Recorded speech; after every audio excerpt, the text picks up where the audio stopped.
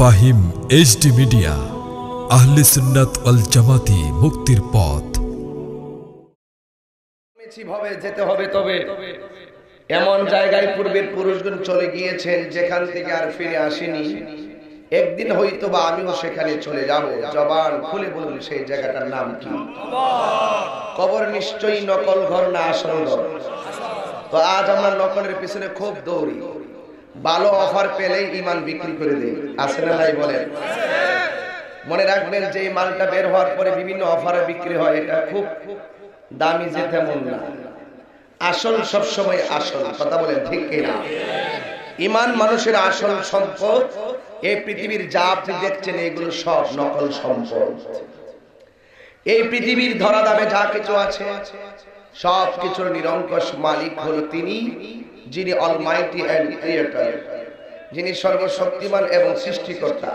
জবান খুলে বলুন তিনি কে? আল্লাহ। আর একটু প্রাণ খুলে বলুন তিনি কে? তো আল্লাহ নিশ্চয়ই আমাদেরকে টেন্ডারবাজির জন্য পাঠায়নি। আল্লাহ আমাদেরকে পাঠিয়েছেন তার গোলামি করার জন্য। তো গোলামির ভিতরে শ্রেষ্ঠ গোলামি হলো নামাজ। কথা বলেন ঠিক কিনা? জিকিরের মধ্যে সবচেয়ে শ্রেষ্ঠ জিকির হলো লা ইলাহা ইল্লাল্লাহ। গ্রন্থের মধ্যে সর্বশ্রেষ্ঠ গ্রন্থ হলো আল কোরআন। নবীদের মধ্যে শ্রেষ্ঠ নবী হলো আমাদের নবী। উম্মতের মধ্যে সবচেয়ে শ্রেষ্ঠ উম্মত আমরা। তো আমরা তো সব শ্রেষ্ঠ পেয়েছি, কিন্তু আমাদের কাজ যদি নিকৃষ্ট হয় চলবে না। কোরআনেই বলা হয়েছে মানুষ সৃষ্টির শ্রেষ্ঠ, আবার কোরআনেই বলা হয়েছে মানুষ চতুষ্পদ জন্তুর চাইতে আরো নিকৃষ্ট। ব্যক্তির কথাই তার জ্ঞানের মাপকাঠি, ব্যক্তির কথাই তার জ্ঞানের মানদণ্ড। এই জন্য আপনাদের সকলের বড় আদালত হলো আপনার বিবেক। আসমান এবং জমিন সৃষ্টি করার 50,000 বছর পূর্বে আল্লাহ মানুষের তাকদীরকে সৃষ্টি করেছে। যেই তাকদীর মোহরাঙ্কিত, সংরক্ষিত, সংযোজিত, অঙ্কিত লাওহে মাহফুজের ভিতরে। এই তাকদীর আপনার জন্ম শুরুটা দেখে রেখে খেয়াল করেন। আপনি ছিলেন মায়ের পেটে 40 দিন পানি, এরপর 40 দিন ছিলেন রক্ত, এরপরে 40 দিন ছিলেন গোশতে পরিণত। 120 দিন যখন আপনার মায়ের পেটে অবস্থান, তখন আল্লাহ একটা ফেরেশতা পাঠিয়ে বললেন তার জীবনের ভালো যা আছে লিখো, তার জীবনের মন্দ যা আছে লিখো। এই জন্য তাকদীর দুই প্রকার, তাকদীরে মুআল্লাক, তাকদীরে মুবরাম।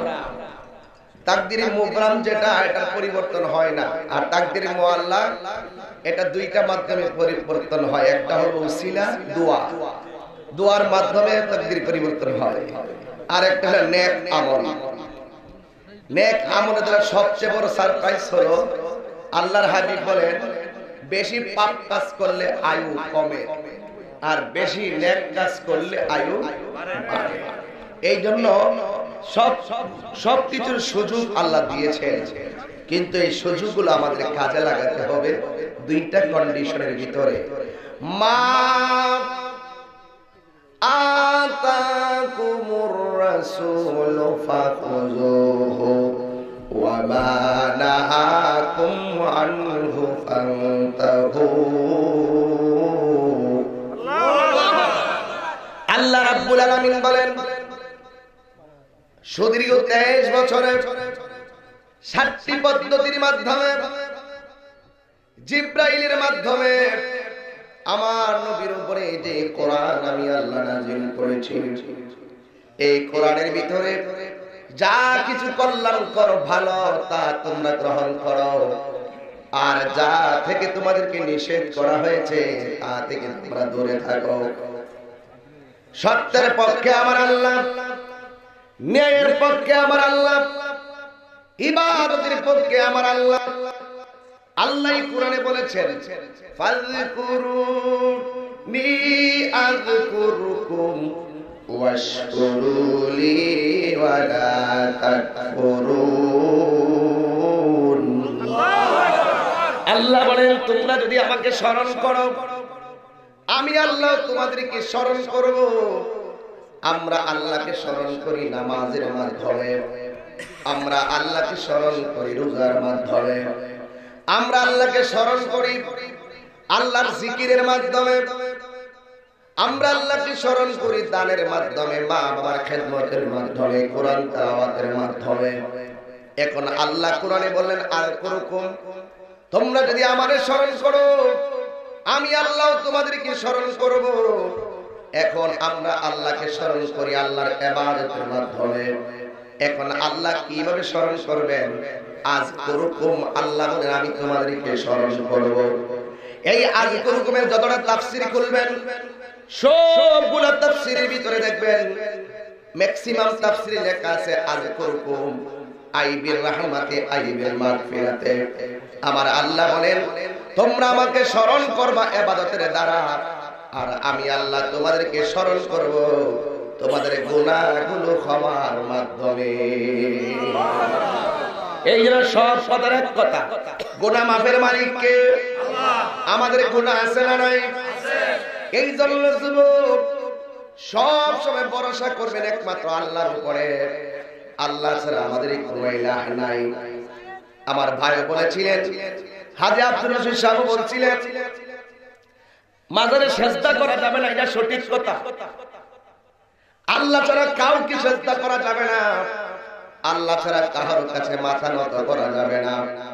আল্লাহর হাবিব বলেন আল্লাহ ছাড়া যদি এই পৃথিবীর কাউকে সিজদা করার অনুমতি দেওয়া হতো তাহলে স্ত্রীকে অনুমতি দিত স্বামীকে সিজদা করার জন্য।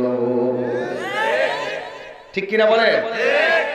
ওয়া ইলাহুকুম ইলাহু ওয়াহিদুন লা ইলাহা ইল্লা হুয়ার রহমানুর রহিম।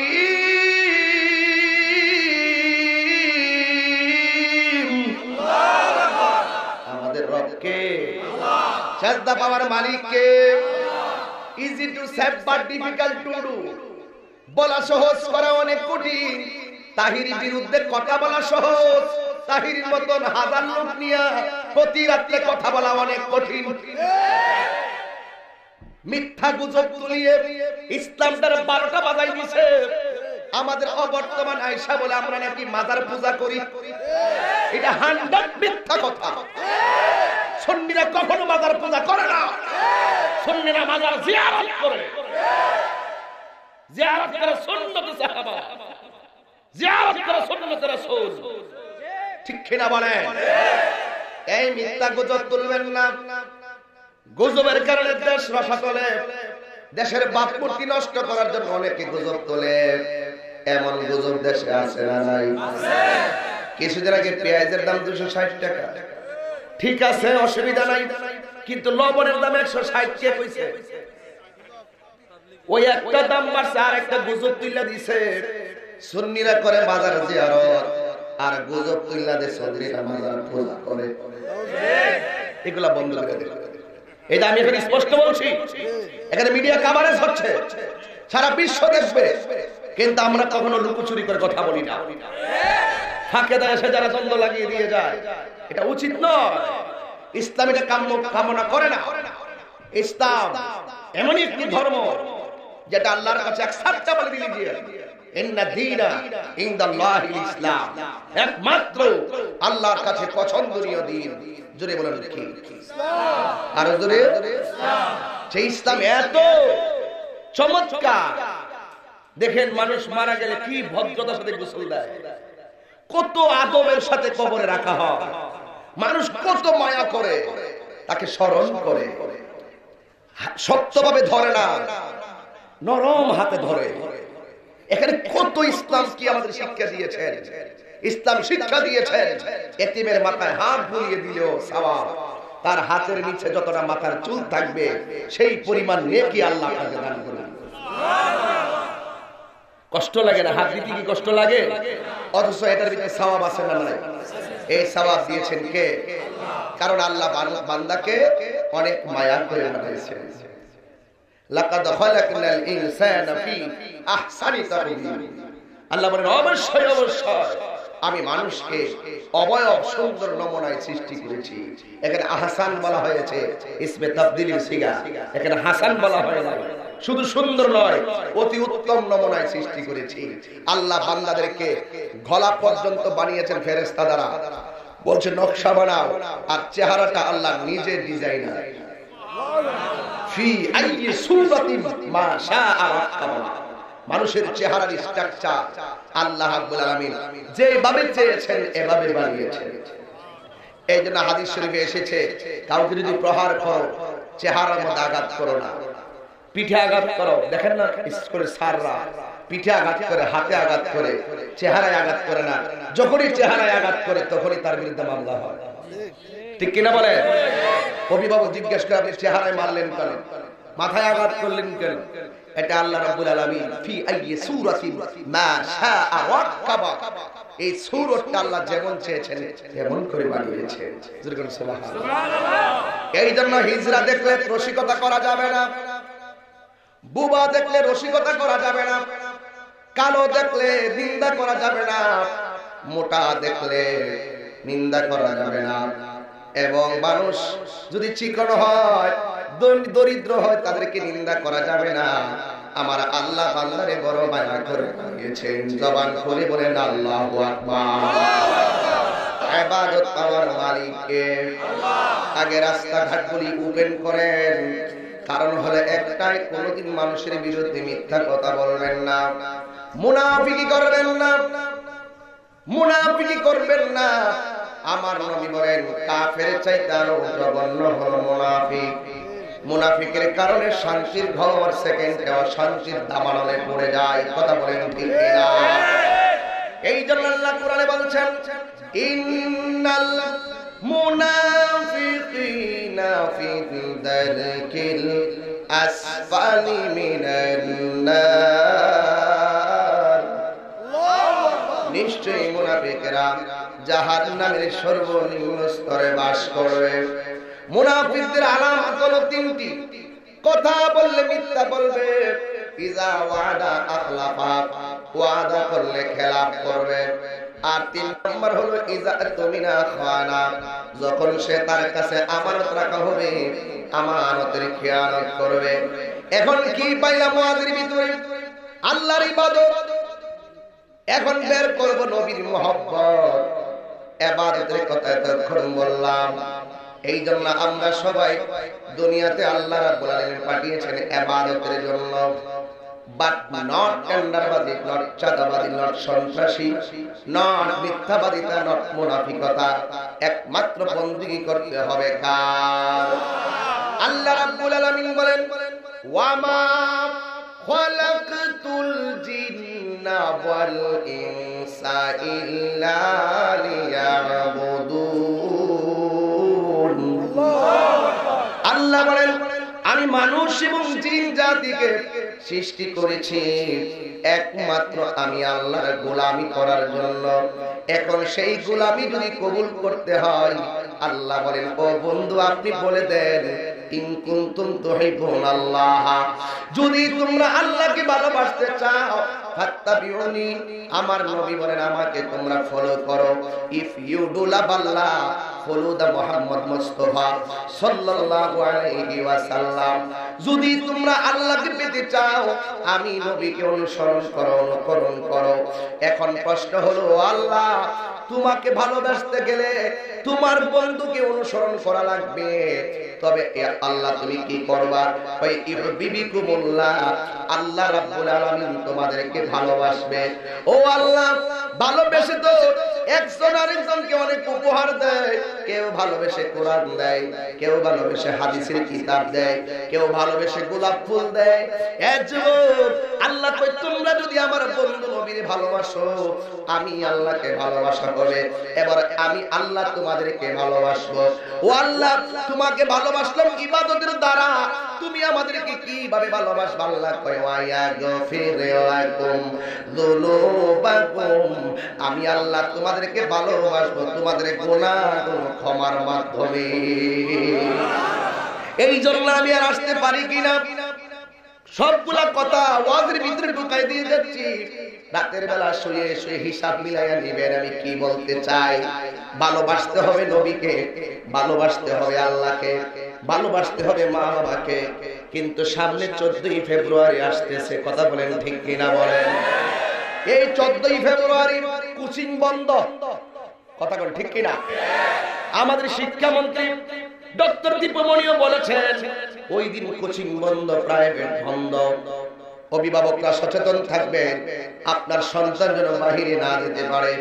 কারণ আমার দেশের ভালোবাসার নামে অনৈতিক সম্পর্ক বিভিন্ন পত্র পত্রিকায় পাওয়া যায়।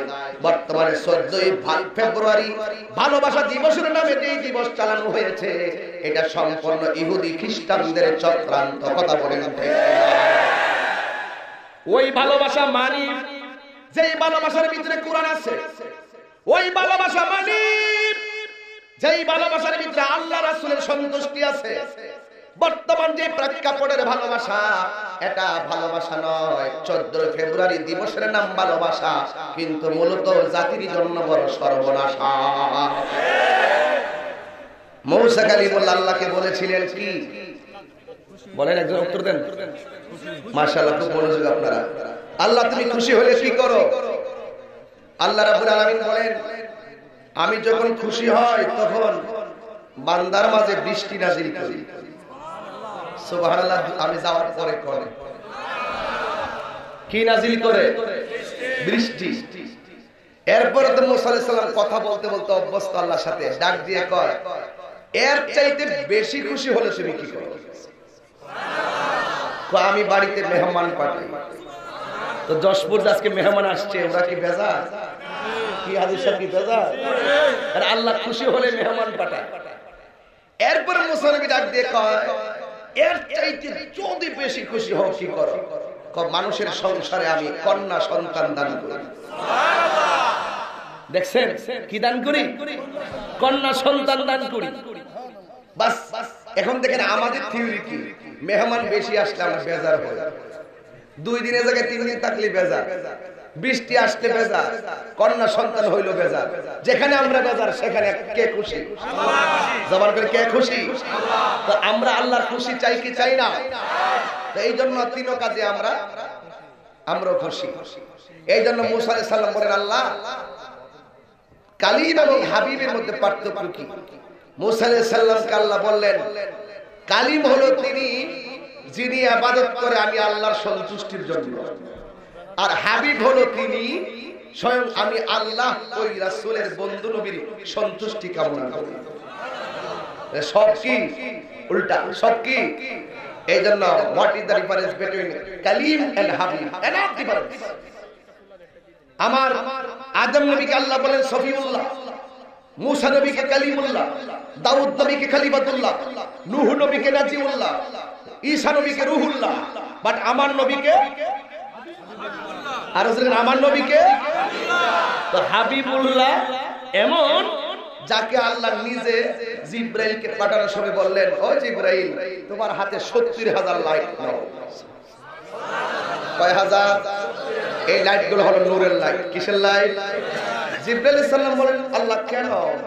কয় তুমি বন্ধুর কাছে যাবে, বন্ধু নবীকে রাতের বেলায় আমার কাছে নিয়ে আসবে। ও আল্লাহ তোমার বন্ধুর কাছে তো জীবনে অনেকবার গিয়েছি, কখনো তো লাইটের প্রয়োজন হয় নাই। আল্লাহ ডাক দিয়ে কেন বলছি সময় মতো বুঝবে। সুবহানাল্লাহ। ইন্নাল্লাহা আলিমুম বিযাতিস সুদূর।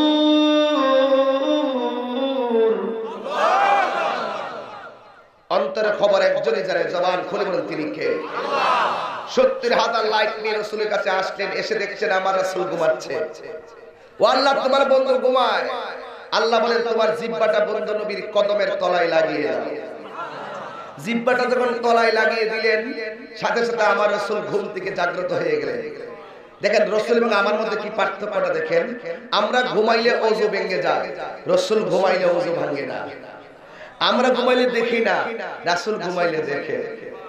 আর রাসূলের অন্তরে এমন দূরদর্শীর অন্তর চক্ষু ছিল যা দিয়ে রাসূল দেখতেন। জোরে বলেন সুবহানাল্লাহ। অপরন্দরে গভীর মনোযোগ মহব্বত নিয়ে বসে যান, খুব নীরব থাকবেন। আল্লাহর হাবিব ডাক দিয়া বলেন, ও জিবরাইল, তুমি কেন আমার কাছে এসেছো? জিবরাইল আলাইহিস সালাম বলেন, ও ইয়া রাসূলুল্লাহ, আল্লাহ রাব্বুল আলামিন পাঠিয়েছেন আপনি নবীকে মহান মনিবের দিদার দেওয়ার জন্য। কথাটা শুনতে দেরি, আমার নবীর চক্ষু মুবারকের পানি ছাড়তে দেরি হয় নাই। ও ইয়া রাসূলুল্লাহ, অনেক নবীগণ আল্লাহকে দেখার জন্য দরখাস্ত করেছেন, আর আল্লাহ স্বয়ং নিজে আপনাকে অফার করেছেন। আপনি নবী কেন চোখের পানি ছেড়ে কান্না শুরু করলেন?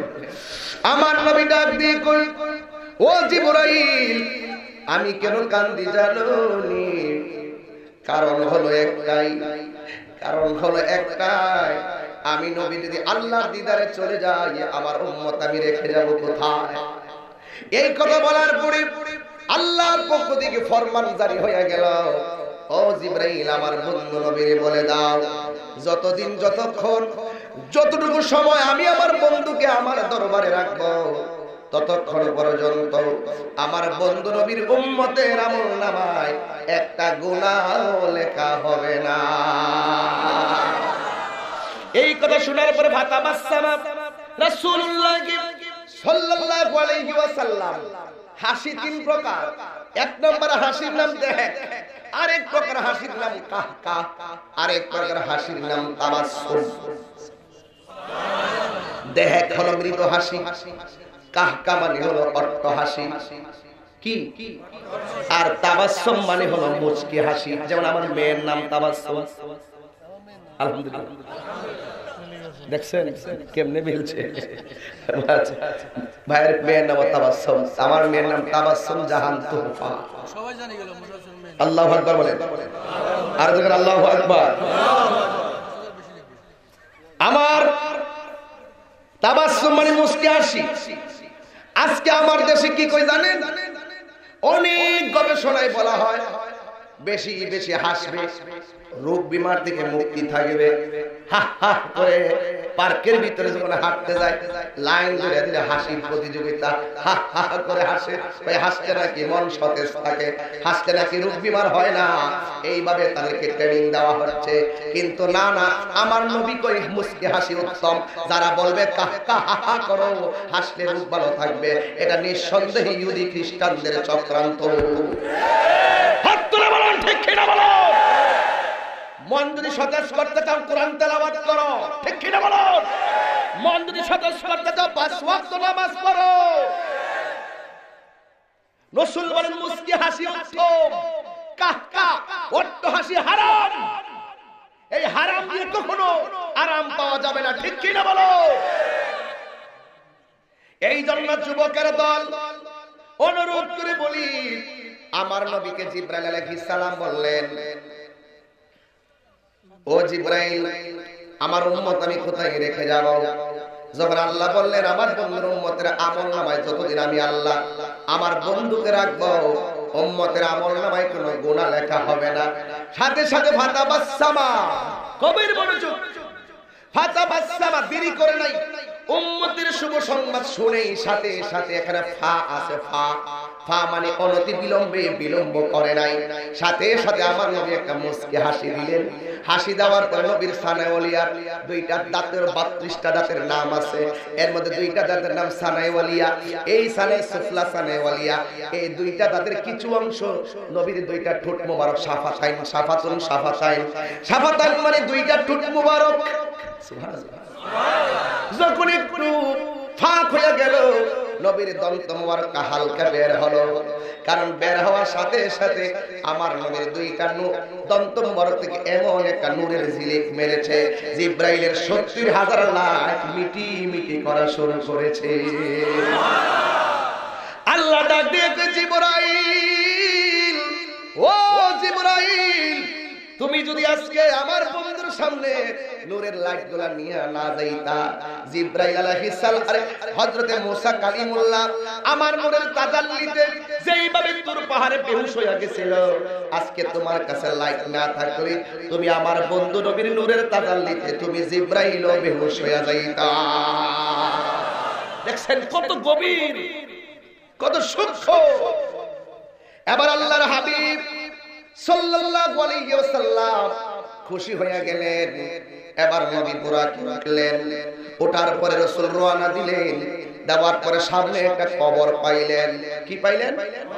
কবরের ভিতরে একজন পয়গম্বর দাঁড়ানো, দাঁড়ায় গল্প করে না, ওই কবরে দাঁড়াইয়া নামাজ আদায় করতেছে আর আমার নবীর উপরে দুরূদ সালাম করতেছে। আমার নবী ডাক দিয়ে কই, আমি দেখলাম মুসা নবী কবরের ভিতরে দাঁড়ানো নামাজ পড়তেছে। এখন এখানে একটা প্রশ্ন আছে, কোট করে বের করেন। 1,24,000 পয়গাম্বর কোন নবীর সঙ্গে মেরাজে যাওয়ার সময় নবীরে দুনিয়ার জমিনে দেখা করাই নাই, শুধু মুসা নবীর কবর কেন ওপেন করে দেওয়া হলো? একটা মাত্রই কারণ, এই মুসা নবী আল্লাহর দেখার জন্য তুর পাহাড়ে বারবার বলছে রাব্বি আরনি রাব্বি আরনি। আল্লাহ দিদার দেয় নাই।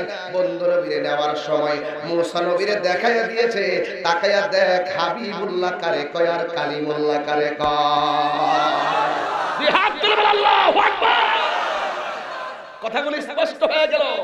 প্রত্যেকটা ওয়ার্ড ইউনিভার্সাল ট্রুথ, চিরন্তন সত্য। আমার গাড়ি তো কিতাবখানা আছে, নিয়ে আসছি।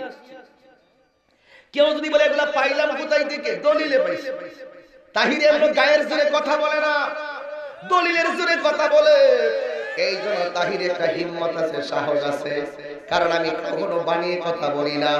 এই জন্য মুসা নবী কবরের ভিতরে শুধুমাত্র দাঁড়িয়ে নামাজ পড়েন, সাথে সাথে আমার নবী যাইতে যাইতে মসজিদে আকসা, যেমন কোরআনের ভিতরে আমার আল্লাহ সূরা 15 এই 15 পারার শুরুতে, এই 15 পারার ভিতরে আমার আল্লাহ কোরআনের মধ্যে বলেছেন, সুবহানাল্লাযী আসরা বিআবদিহি লাইলাম মিনাল মাসজিদিল হারামি ইলাল মাসজিদিল আকসাল্লাযী বারাকনা হাওলাহু লিনুরিয়াহু মিন আয়াতিনা।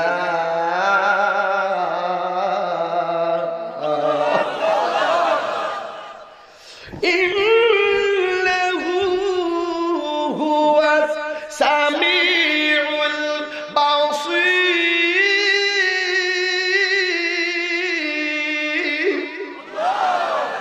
কত চমৎকার কথা! নবী কেমন নবীর উম্মত? হাত তুলে বলো মারহাবা। তোমাকে কি দিয়ে বোঝাবো? ওই নবীকে ভালোবাসতে হবে। 14 ফেব্রুয়ারি নামে ভালো যদি বাঁচতে হয়, আদর্শ সন্তান হয়ে মাকে ভালোবাসো, বোনকে ভালোবাসো, রাসূলকে ভালোবাসো, কোরআনকে ভালোবাসো। অনৈতিক ভালোবাসা জায়েজ হতে পারে না, এটা হারাম হারাম হারাম। ঠিক কিনা বলেন? যুব সমাজকে সেই দিক থেকে ফিরিয়ে আনতে হবে। ভালোবাসবে একমাত্র আল্লাহ রাসূলের সন্তুষ্টি। ঠিক কিনা বলেন? এই জন্য যুবক ভাইরা আমার, হারাম তো হারাম, হালাল তো হালাল। হারামকে হালাল বলা যাবে না, হালালকে হারাম বলা যাবে না। আমার নবী গেলেন মসজিদে হারাম থেকে মসজিদে আকসা, সুবহানাল্লাহ। যাওয়ার পরে নবী সেখানে 2 রাকাত নামাজ পড়াইলেন, আর নবী মসজিদে আকসায় গেল। কথা কোন ঠিক কিনা? এখন আমি যশপুরে জানতে চাই, কয় রাকাত নামাজ পড়লো? সুন্নিয়াতের প্রচারের স্বার্থে ভিডিওটি লাইক, কমেন্ট ও বেশি বেশি শেয়ার করুন। আমাদের সাথেই থাকুন।